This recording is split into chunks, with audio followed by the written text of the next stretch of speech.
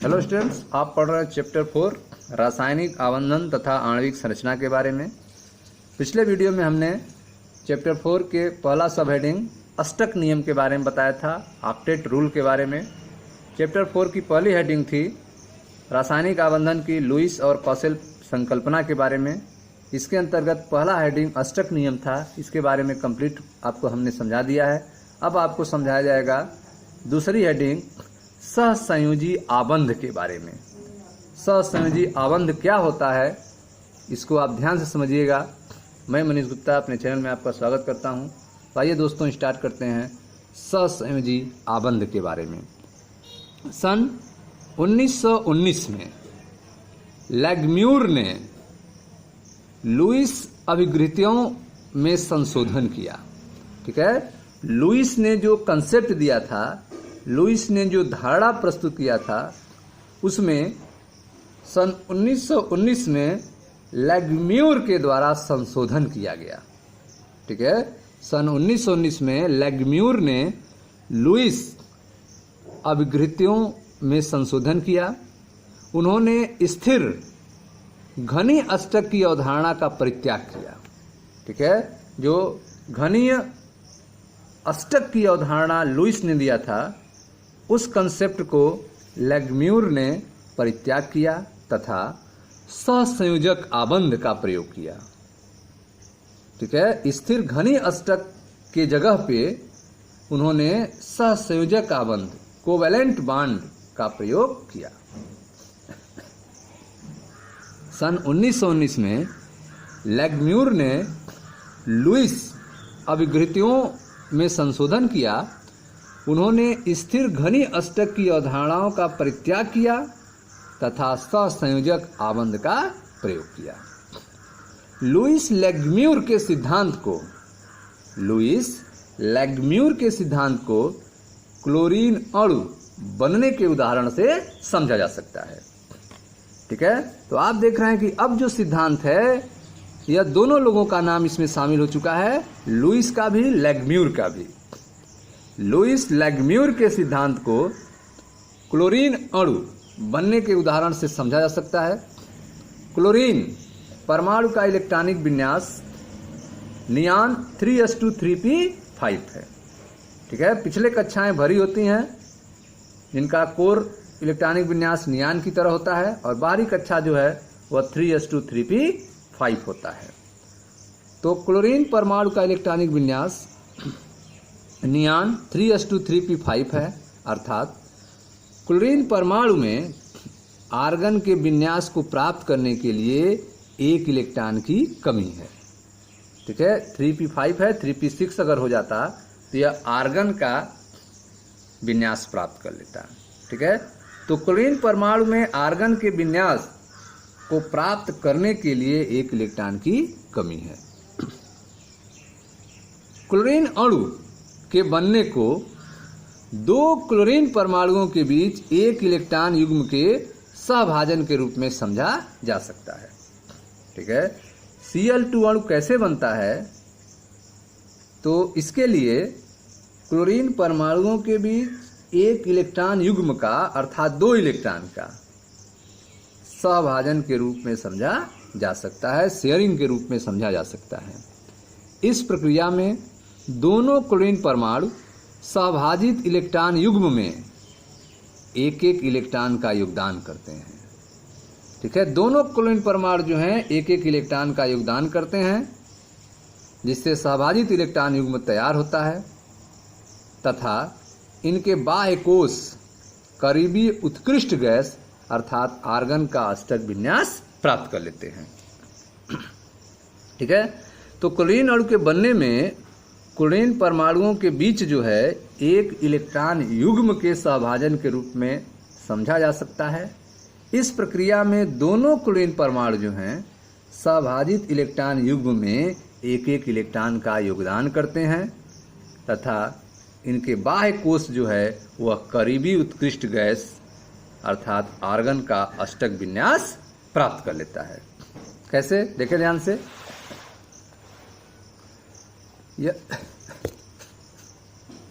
हाँ तो स्टूडेंट्स, आइए देखते हैं Cl2 कैसे बनता है। यह आपका क्लोरीन है। इसका इलेक्ट्रॉनिक विन्यास आपने देखा था नियान 3s2 3p5। ठीक है, तो बाहरी कक्षा जो है 3 है और इसमें नंबर ऑफ इलेक्ट्रॉन्स जो हैं वह 7 है। ठीक है, तो क्लोरीन के बाहरी कक्षा में बैलेंस सेल में नंबर ऑफ इलेक्ट्रॉन जो हैं 7 हैं, 2 4 6 7। दूसरे वाले क्लोरीन के भी बाह्य कक्षा में बैलेंस इलेक्ट्रॉन 7 हैं, 2 4 6 7। अब यह दोनों क्लोरीन जो हैं एक एक इलेक्ट्रॉन, यह क्लोरीन जो है अपना 1 इलेक्ट्रॉन देगा, यह क्लोरीन जो है अपना 1 इलेक्ट्रॉन देगा। ठीक है, तो यह एक इलेक्ट्रॉन युग्म तैयार हुआ। इसके साझेदारी से इसका अष्टक कंप्लीट होगा। जब इसकी काउंटिंग आप करेंगे तो इस दोनों इलेक्ट्रॉनों को लेकर काउंटिंग करेंगे। 2 4 6 8, तो ये इसका 8 इलेक्ट्रॉन हो गए। जब इसका गणना करेंगे तो इस 2 इलेक्ट्रॉन को भी शामिल करेंगे, तो 2 4 6 और 8, तो इसका शामिल हो गया। तो इस तरह से 2 इलेक्ट्रॉन के साझेदारी से इस क्लोरीन का भी अष्टक कंप्लीट हो गया और इस क्लोरीन का भी अष्टक कंप्लीट हो गया। 8 इलेक्ट्रॉन 8 इलेक्ट्रॉन। ठीक है, इस संरचना को आप इन 2 इलेक्ट्रॉनों के रूप में या फिर इन 2 इलेक्ट्रॉनों की जगह एक लाइन के रूप में व्यक्त कर सकते हैं। जैसे यह Cl और यह दूसरा वाला Cl और इनके बीच में एक लाइन आपने ड्रा कर दिया, यह 2 इलेक्ट्रॉन को रिप्रेजेंट करते हैं। इस लाइन को आप सहसंयोजी आबंध कहते हैं, कोवैलेंट बॉन्ड कहते हैं। अतः क्लोरीन और क्लोरीन के बीच में एक सहसंयोजक बंध पाया जाता है। ठीक है, यहाँ बिंदु इलेक्ट्रॉनों को निरूपित करते हैं। यहाँ पे आप देख रहे हैं लुईस डॉट, जिसको आप पढ़ाया गया है पीछे। तो बिंदु इलेक्ट्रॉनों को आपने निरूपित किया है। ये संरचनाएं लुईस बिंदु संरचनाएं कहलाती हैं। यह संरचनाएं क्या कहलाएंगी? लुईस बिंदु संरचनाएं कहलाती हैं। तो यहाँ बिंदु इलेक्ट्रॉनों को निरूपित करते हैं। ये संरचनाएं लुईस बिंदु संरचनाएं कहलाती हैं। अन्य अणुओं के लिए भी लुईस बिंदु संरचनाएं लिखी जा सकती हैं, जिनमें संयुक्त होने वाले परमाणु जो हैं समान अथवा भिन्न हो सकते हैं। ठीक है, तो अन्य के लिए भी लुईस बिंदु संरचना लिखा जा सकता है, लुईस डॉट स्ट्रक्चर लिखा जा सकता है, जिनमें परमाणु समान भी हो सकते हैं और भिन्न भी हो सकते हैं। इसके लिए मुख्य नियम क्या हैं? तो इसके लिए जो मुख्य नियम है वे निम्नलिखित हैं। पहला, प्रत्येक आबंध का निर्माण परमाणुओं के मध्य एक इलेक्ट्रॉन युग्म के सहभाजन के फलस्वरूप होता है। ठीक है, तो प्रत्येक जो सहसंयोजक बंध बनेगा, जो आप लाइन ड्रा करेंगे, तो वह जो है एक इलेक्ट्रॉन युग्म के सहभाजन से बनेगा, जिसमें 2 इलेक्ट्रॉन शामिल होंगे। एक इलेक्ट्रॉन युग्म से बनेगा। प्रत्येक आबंध का निर्माण परमाणुओं के मध्य एक इलेक्ट्रॉन युग्म के सहभाजन के फलस्वरूप होता है। संयुक्त होने वाला प्रत्येक परमाणु सहभाजित युग्म में एक एक इलेक्ट्रॉन का योगदान देता है। ठीक है, संयुक्त होने वाला प्रत्येक परमाणु जो है वह सहभाजित युग्म में एक एक इलेक्ट्रॉन योगदान देता है। इलेक्ट्रॉन के सहभाजन के फलस्वरूप, इलेक्ट्रॉनों के सहभाजन के फलस्वरूप संयुक्त होने वाले परमाणु जो हैं अपने बाह्य कोश में उत्कृष्ट गैस विन्यास प्राप्त कर लेते हैं। इलेक्ट्रॉनों के सहभाजन के फलस्वरूप संयुक्त होने वाले परमाणु अपने बाह्य कोश में उत्कृष्ट गैस विन्यास प्राप्त कर लेते हैं। ठीक है, तो इस तरह से आपने देखा कि संयुक्त होने वाले परमाणु समान अथवा भिन्न भी हो सकते हैं और इसके लिए मुख्य नियम है जो निम्न है। पहला, कि प्रत्येक आबंध का निर्माण जो है परमाणुओं के मध्य एक इलेक्ट्रॉन युग्म में सहभाजन के फलस्वरूप होता है। दूसरा, संयुक्त होने वाला प्रत्येक परमाणु सहभाजित युग्म में एक एक इलेक्ट्रॉन का योगदान देता है। तीसरा, इलेक्ट्रॉनों के सहभाजन के फलस्वरूप संयुक्त होने वाले परमाणु अपने बाह्य कोश में उत्कृष्ट गैस विन्यास प्राप्त कर लेते हैं। ठीक है, इस प्रकार जल तथा कार्बन टेट्राक्लोराइड के अणुओं में आबंधों के निर्माण को हम इस प्रकार निरूपित कर सकते हैं। ठीक है, जल में कैसे बंध बनता है और कार्बन टेट्राक्लोराइड में बॉन्डिंग कैसे होती है, इसको हम निम्न प्रकार से निरूपित कर सकते हैं। जैसे जल देखें, H2O, H2O में हाइड्रोजन के पास 2 इलेक्ट्रॉन होता है। ठीक है, हाइड्रोजन के पास कितने इलेक्ट्रॉन होते हैं बाह्य कक्षा में? 1 इलेक्ट्रॉन होता है, 1s1। इस हाइड्रोजन के पास भी बाह्य कक्षा में 1 इलेक्ट्रॉन होते हैं, 1s1। ऑक्सीजन के बाहरी कक्षा में 6 इलेक्ट्रॉन होते हैं। ठीक है, ऑक्सीजन ने अपना 1 इलेक्ट्रॉन शेयर में लगाया इस हाइड्रोजन के साथ, ऑक्सीजन ने अपना 1 इलेक्ट्रॉन शेयर में लगाया इस हाइड्रोजन के साथ, और हाइड्रोजन ने अपना 1 इलेक्ट्रॉन शेयर में लगाया ऑक्सीजन के साथ, और यह हाइड्रोजन भी अपना 1 इलेक्ट्रॉन लगाया शेयर में ऑक्सीजन के साथ। तो इस शेयरिंग इलेक्ट्रॉन में आप देख रहे हैं 1 इलेक्ट्रॉन हाइड्रोजन का है और 1 इलेक्ट्रॉन ऑक्सीजन का है। यहाँ पर भी जो शेयरिंग हुई है, साझेदारी हुई है, उसमें 1 इलेक्ट्रॉन हाइड्रोजन का है और 1 इलेक्ट्रॉन ऑक्सीजन का है। इस तरह से शेयरिंग होने को आप जो है एक सर्किल के द्वारा रिप्रेजेंट कर सकते हैं। तो यह एक सर्किल बन गया जिसमें 2 इलेक्ट्रॉन हैं, इधर एक सर्किल बन गया जिसमें 2 इलेक्ट्रॉन है, और ऑक्सीजन का 8 इलेक्ट्रॉन पूरा करने के लिए यह आपने सर्किल बनाया जिसमें ऑक्सीजन का 8 इलेक्ट्रॉन पूरा हो गया।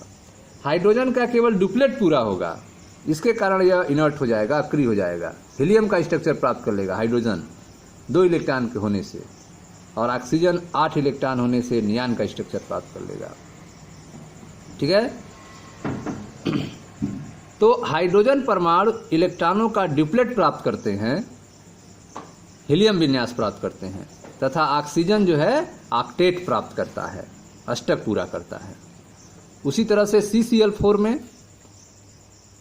क्लोरीन के पास बाहरी कक्षा में 7 इलेक्ट्रॉन होते हैं, तो 1 इलेक्ट्रॉन शेयरिंग में लगा देगा इलेक्ट्रॉन। कार्बन के बाहरी कक्षा में जो है 4 इलेक्ट्रॉन होते हैं। ठीक है, तो वह 4 इलेक्ट्रॉन जो है प्रत्येक कार्बन क्लोरीन के साथ 1-1 इलेक्ट्रॉन शेयर में लगा देगा। तो कार्बन जो है अपना 1-1 इलेक्ट्रॉन क्लोरीन के साथ शेयरिंग में लगा दिया, और क्लोरीन भी अपना 1-1 इलेक्ट्रॉन कार्बन के साथ शेयरिंग में लगा दिया। इस तरह से इस क्लोरीन का 8 इलेक्ट्रॉन हो गया, इस क्लोरीन का भी 8 इलेक्ट्रॉन हो गया, इस क्लोरीन का भी 8 इलेक्ट्रॉन, इस क्लोरीन का भी 8 इलेक्ट्रॉन पूरा हो गया। अब कार्बन का जो है 8 इलेक्ट्रॉन जो है इस तरीके से पूरा हो जाएगा। यह कार्बन का 8 इलेक्ट्रॉन हो गया, 2 4 6 8। तो कार्बन का अष्टक कंप्लीट हो गया और क्लोरीन का भी अष्टक कंप्लीट हो गया। कार्बन तथा चारों क्लोरीन परमाणुओं में से प्रत्येक इलेक्ट्रॉन अष्टक प्राप्त करते हैं। ठीक है, तो इस तरह से इनमें साझेदारी हो गई। आगे देखिए ध्यान से, एक इलेक्ट्रॉन युग्म द्वारा संयुग्मित 2 परमाणु एकल सहसंयोजी आबंध द्वारा आबंधित कहलाते हैं। ठीक है, अगर एक इलेक्ट्रॉन युग्म है तो उसके द्वारा जुड़े हुए 2 परमाणु जो हैं एकल संयोजी आबंध द्वारा आबंधित कहलाते हैं, सिंगल कोवैलेंट बॉन्ड द्वारा जुड़े हुए कहलाते हैं। ठीक है, तो अगर एक पेयर जो है इलेक्ट्रॉनों का संयोजन हुआ है तो 2 इलेक्ट्रॉनों को अर्थात एक पेयर को आप एक लाइन खींचकर बता सकते हैं, जिसको सिंगल कोवैलेंट बॉन्ड कहेंगे। तो एक इलेक्ट्रॉन युग्म द्वारा संयुग्मित 2 परमाणु एकल संयोजी आबंध द्वारा आबंधित कहलाते हैं। कई यौगिकों में परमाणुओं के बीच बहु आबंध उपस्थित होते हैं, मल्टीपल बॉन्ड उपस्थित होते हैं। ठीक है, एक इलेक्ट्रॉन युग्म द्वारा संयुग्मित 2 परमाणु एकल संयोजी आबंध द्वारा आबंधित कहलाते हैं, सिंगल कोवैलेंट बॉन्ड द्वारा जुड़े हुए कहलाते हैं। कई यौगिकों में परमाणुओं के बीच मल्टीपल बॉन्ड उपस्थित होते हैं, बहु आबंध उपस्थित होते हैं। बहु आबंधों का निर्माण जो है 2 परमाणुओं के मध्य, बहु आबंध का निर्माण जो है 2 परमाणुओं के मध्य 1 से अधिक इलेक्ट्रॉन युग्मों के सहभाजन के फलस्वरूप होता है। 1 से अधिक इलेक्ट्रॉन युग्मों के शेयरिंग के फलस्वरूप होता है। ठीक है, कई यौगिकों में परमाणुओं के बीच बहु आबंध उपस्थित होते हैं, मल्टीपल बॉन्ड्स उपस्थित होते हैं। ये जो बहु आबंध हैं, मल्टीपल बॉन्ड्स हैं, इनका निर्माण जो है 2 परमाणुओं के मध्य 1 से अधिक इलेक्ट्रॉन युग्मों के सहभाजन के फलस्वरूप होता है। 2 परमाणुओं के मध्य यदि 2 इलेक्ट्रॉन युग्मों का सहभाजन होता है तो उनके बीच का सहसंयोजी आबंध द्वि आबंध कहलाता है, डबल बॉन्ड कहलाता है। ठीक है, यदि 2 परमाणुओं के बीच, 2 परमाणुओं के मध्य यदि 2 इलेक्ट्रॉन युग्मों का अर्थात 4 इलेक्ट्रॉन 2 इलेक्ट्रॉन युग्मों का सहभाजन होता है, शेयरिंग होता है, तो उनके बीच का सहसंयोजी आबंध जो है द्वि आबंध कहलाता है, डबल बॉन्ड कहलाता है। उदाहरण के रूप में कार्बन डाइऑक्साइड अणु में कार्बन और ऑक्सीजन परमाणुओं के मध्य 2 आबंध उपस्थित होते हैं। कार्बन डाइऑक्साइड अणु में कार्बन और ऑक्सीजन परमाणु के मध्य 2 द्वि आबंध उपस्थित होते हैं। ठीक है। इसी प्रकार एथीन के अणु में 2 कार्बन परमाणु एक द्वि आबंध द्वारा बंधित होते हैं। ठीक है। तो आइए देखते हैं कार्बन डाइऑक्साइड अणु में द्वि आबंध के बारे में।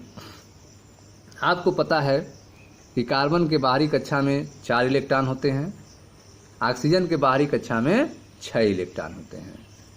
तो कार्बन जो है अपना 2 इलेक्ट्रॉन की साझेदारी करेगा, ऑक्सीजन भी अपने 2 इलेक्ट्रॉन की साझेदारी कर देगा, जिससे ऑक्सीजन का अष्टक कंप्लीट हो जाएगा।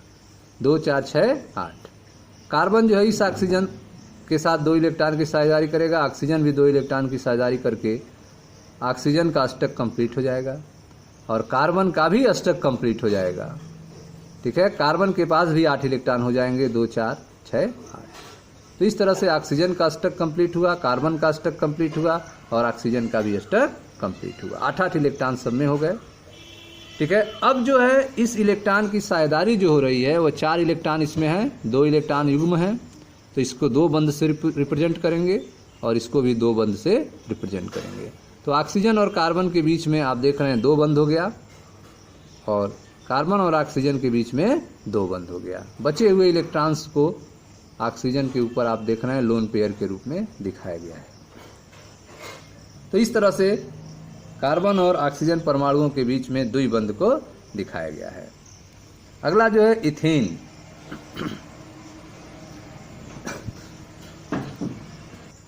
तो एथीन का स्ट्रक्चर आप देखें, C2H4 अणु अर्थात एथीन। कार्बन के पास जो है बाहरी कक्षा में 4 इलेक्ट्रॉन होता है, 1 इलेक्ट्रॉन इस हाइड्रोजन के साथ, 1 इलेक्ट्रॉन इस हाइड्रोजन के साथ और 2 इलेक्ट्रॉन जो है इस कार्बन के साथ शेयर किया है।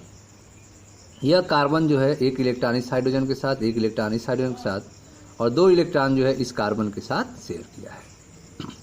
इस तरह से यह हाइड्रोजन जो है ड्यूप्लेट प्राप्त कर लेता है, हीलियम का स्ट्रक्चर, और कार्बन जो है अष्टक प्राप्त कर लेता है। ठीक है। तो कार्बन का ऑक्टेट 8 इलेक्ट्रॉन के कारण पूरा हो गया और हाइड्रोजन का 2 इलेक्ट्रॉन होने के कारण ड्यूप्लेट पूरा हो गया। ठीक है। अब जो है हम बंध को दिखा देते हैं। 2 इलेक्ट्रॉन से एक बंध बनेंगे, 2 इलेक्ट्रॉन से एक बंध बनेंगे, तो हाइड्रोजन और कार्बन के बीच में एक एक बंध बन गए। यहाँ 4 इलेक्ट्रॉन है तो कार्बन के बीच में 2 बंध बनेंगे, या 2 बंध आपने दिखा दिया। कार्बन हाइड्रोजन के बीच 2 इलेक्ट्रॉन से एक एक बंध बनेंगे, तो इसको आपने दिखा दिया। तो इस तरह से आपने देखा यह जो बनने वाले बंध हैं जो इलेक्ट्रॉनों के संयोजन से बन रहे हैं, यह सहसंयोजी आबंध कहलाते हैं, कोवैलेंट बॉन्ड कहलाते हैं। यह आपका लुईस डॉट स्ट्रक्चर है और यह बॉन्ड लाइन स्ट्रक्चर है जिसमें, ठीक है, जिसमें बॉन्ड को दिखाया गया है।